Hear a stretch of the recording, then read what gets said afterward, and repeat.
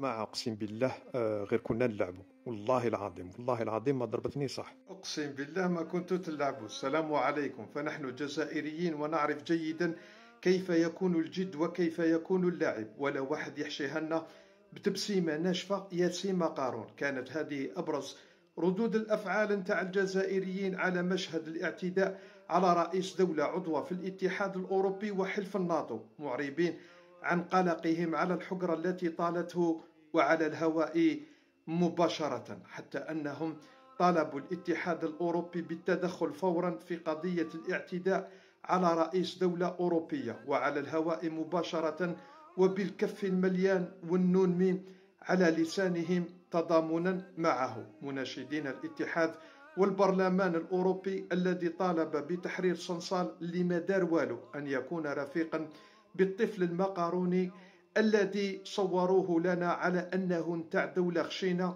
تحت شعار ونحن أيضا نطالب بتحريرك من هذيك البريجيت اللي ضرباتك بالكف وانت أصلا ما ديرت والو، وكاميرات العالم بأسره شاهدة على الحجرة. سلام.